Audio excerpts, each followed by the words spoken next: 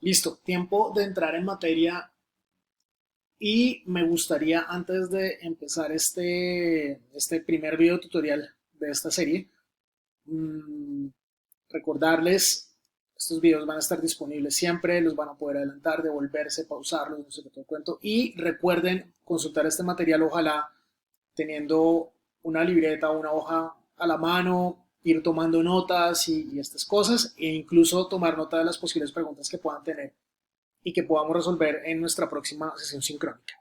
Vamos a hablar acerca de programación radiofónica y esta charla acerca de programación radiofónica también nos va a permitir hablar acerca de formatos radiofónicos. Ambos temas están muy relacionados y creo que esta es una buena manera de presentarlo. Pero además de eso, tenga en cuenta también esta información porque si en algún momento usted tiene que trabajar, por ejemplo, con una emisora comunitaria, por ejemplo, con una emisora web, por ejemplo, usted quiere diseñar sus propios contenidos, usted tiene que tener en claro cómo se arman estas parrillas, bajo qué criterios. Y para hablar de eso, seguramente más adelante voy a tener que hablar un poco acerca de la historia de la radio para que usted puedan poner en contexto los distintos formatos, parrillas, modelos de programación que existen. Sin embargo, quisiera pensar un poco en un primer momento acerca de los... Estoy por aquí, ¿no? Quisiera hablar un poco en este primer momento acerca de qué factores influyen en las decisiones que usted toma acerca de la parrilla. Entonces, primer factor, ¿quién es el dueño de la estación? ¿O quién es el dueño del canal de podcast? ¿O quién es? Sí, entonces, obviamente teniendo en cuenta quién toma las decisiones al final de cuenta de, ¿no?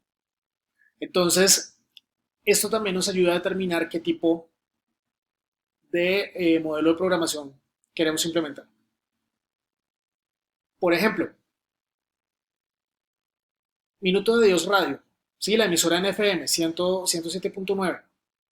Esa emisora es de la comunidad Minuto de Dios y es una emisora distinta a Uniminuto Radio que funciona en 1430 AM. Entonces miren que tenemos dos emisoras que hacen parte de una misma organización, pero básicamente una tiene un propósito claro que es el tema de evangelizar y el tema de servir a la comunidad, y otra, a pesar de que comparte ese elemento de servir a la comunidad, de una u otra manera es también un ejercicio académico, o sea, es también el espacio que algunos de nosotros tenemos para crear programas, ir a hacer prácticas en radio si es que es lo que realmente nos interesa hacer, ¿sí? Pero una depende directamente de la universidad, otra depende directamente de la Corporación Minuto de Dios. Es decir, dependiendo de a quién manda, los intereses y la parrilla de programación de ambas emisoras es bastante similar realmente.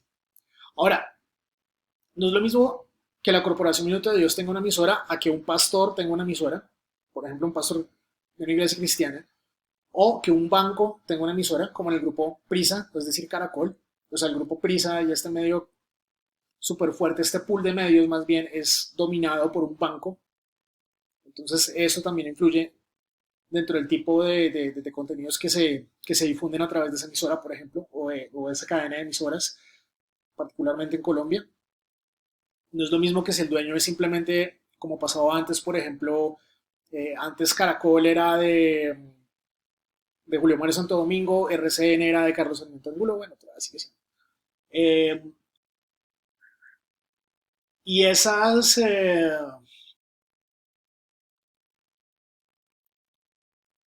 características acerca de quién pertenece el medio, pues son importantes a la hora de establecer una programación, porque uno también está respondiendo a los intereses de quien paga y uno nunca, nunca, nunca patea la lonchera. Otro tema también es cuánta plata hay disponible.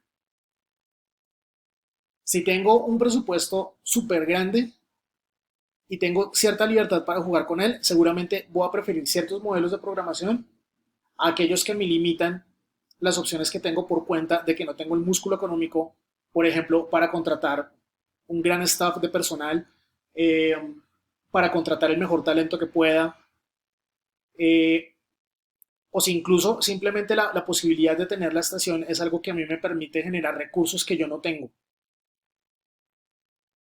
Sí, o sea, básicamente estoy casi que sobreviviendo. Entonces, eso también es importante tenerlo en cuenta. Lo otro es, además de quién es el dueño, ¿cierto? Ese dueño, ¿qué tanto me va a dejar hacer a mí? Sí, o sea, hasta qué punto puedo hacer ciertas cosas dependiendo de la autonomía que yo tengo para tomar esas decisiones. Lo otro es que obviamente yo tengo que tener en cuenta otras estaciones que están en el dial, otros canales de podcast que de pronto quieren hablar acerca de un tema similar al mío, ¿no? Entonces, ¿yo cómo voy a embarcar? Bueno, de una u otra manera, ¿cómo voy a respetar un concepto? Pero de una u otra manera, ¿cómo voy a tener un diferenciador? Y es decir que, por ejemplo, yo puedo también tener un canal de podcast en donde hable de deportes, a pesar de que hay muchos otros canales de podcast que hablan de lo mismo. Pero ese es mi concepto. Pero ¿cuál es mi diferenciador? Es decir, ¿cuál es mi eh, sello personal que me va a hacer diferente de otros canales que pudieran ser similares simplemente porque trabajan el mismo tema? Entonces, eso también hay que tenerlo en cuenta. Otra cosa es, en este momento, por ejemplo, quiero montar un podcast de deportes. Hasta hace 2 meses, antes de que empezara el tema del coronavirus, que es para el momento en que se está grabando este video tutorial, ya después de un mes de una cuarentena, mmm, antes de que empezara la cuarentena, de pronto era una buena idea. ¿Por qué? Porque claro, ese mercado movía mucho dinero, todo el mundo quería comprar camisetas, guayos, balones, lo que fuera, ¿cierto? Y seguramente iba a ser muy fácil conseguir, bueno, relativamente fácil, conseguir anunciantes que quisieran invertir en mi producto. En este momento, los equipos, cuando estamos en la cuarentena, que es que el momento que se está grabando este video, los equipos están parados, no hay ligas, no se están jugando partidos, varios de esos equipos están teniendo que renegociar salarios o incluso empezar a negociar a partir del mercado de pases porque hay jugadores que les resultan muy caros. Eso también implica, por ejemplo, si el valor de mi equipo es que yo tengo a este jugador y este jugador es el que me vende las camisetas y ahora no puedo, ¿sí? Porque este jugador se tiene que ir, ¿no? Fuera de eso, ninguna tienda de deportes en este momento está abierta. Es decir, en este momento, salvo que usted compre en línea y eso, usted no puede comprar camisetas, usted no puede comprar balones, guayos, y de hecho, pues para qué los compras si se va a quedar en la casa, o sea, usted no puede hacer nada con eso. Entonces, en este momento, seguramente los publicistas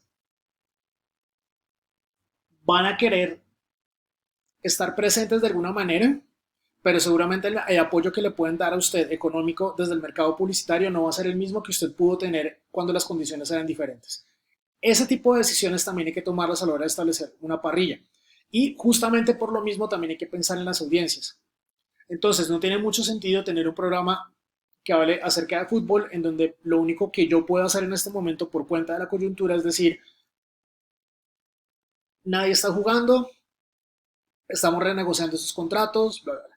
Claro, yo puedo de pronto hacer entrevistas, aprovechar que ahora nadie está haciendo nada y que pasan más fácil al teléfono, pues porque no tienen tanto tiempo ocupado, entonces pueden perder el tiempo conmigo diplomáticamente y darme una entrevista y contarme cosas y todo el cuento, pero eso en algún momento agota, o sea, tener que estar ofreciendo contenido a partir de partidos viejos, por ejemplo, o a partir de entrevistas y todo el mundo diciéndome exactamente lo mismo, esto de pronto no está tan chévere, ¿no? Y seguramente en este momento las necesidades de nuestro público son distintas. O sea, también hay que estar con el olfato bien puesto para poder determinar eso que es lo que quiere, eso que quiere nuestra audiencia y poder ofrecer esos contenidos. Eso, entre otras cosas, también determina qué modelo de programación radiofónica voy a tener. Además de eso, cuando yo hablo de un mercado social cultural, quiero decir lo siguiente. Mire que incluso usted puede reconocer las diferencias entre las emisoras y no solamente porque estén en un dial distinto o porque el canal de podcast se llame distinto, sino que también esto me está hablando un poco acerca del tipo de público que yo voy a tener. Ejemplo, piense en Julio Sánchez Cristo.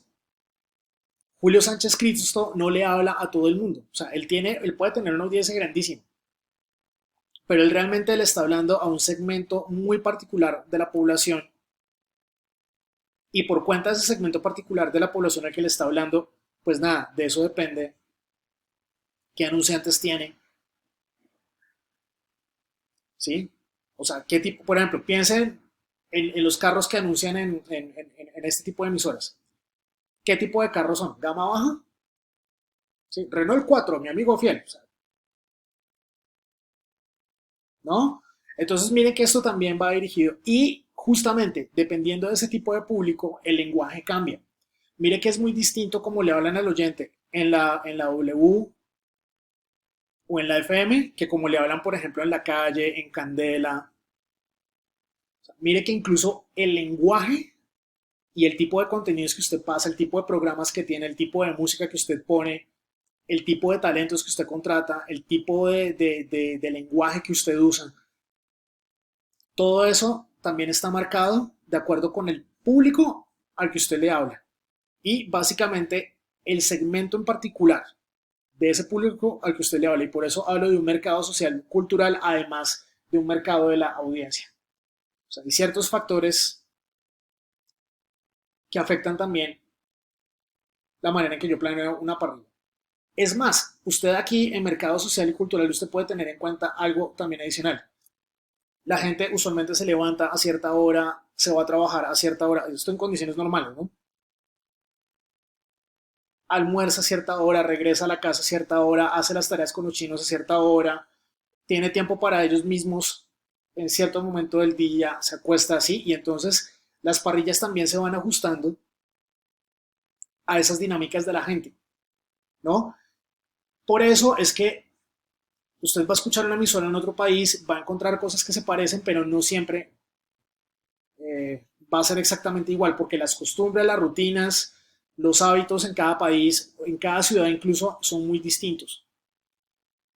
También hay que tener en cuenta los hábitos y la rutina de vida de la gente, incluso pues obviamente también el nivel socioeconómico que tiene, pero aquí hay que tener muy en cuenta esos detalles horarios, costumbres, conductas, porque todo eso también me define una parrilla de programación. En esencia, existen dos modelos grandes de programación que se fueron construyendo a medida del paso del tiempo, a medida en que avanzaron las tecnologías, a medida en que el mercado fue cambiando. Y esto obviamente ahora, incluso con esta época que estamos viviendo, seguramente también se va a reinventar, pero quisiera hablar de eso más adelante en un nuevo video para entrar un poco más en detalle y seguramente vamos a ver cada modelo de programación por separado. Vamos a ver si podemos hacerlo en un solo video o si tenemos que separar el tema en dos más. Sin embargo, espero que esta información sea súper interesante y necesito que en particular preste mucha atención porque todos los contenidos que vamos a discutir en esta serie de videos de esta semana son claves y nos van a ayudar a definir muchas cosas que necesitamos establecer pensando en el trabajo final. Así que, porfa, en serio, si todavía no tiene un papel al lado o una libreta al lado con un esferito, vaya y busque. ¿Listo? Y de paso también anote todas las preguntas que tenga. Ya vamos a ver los modelos de programación más en detalle en un siguiente video.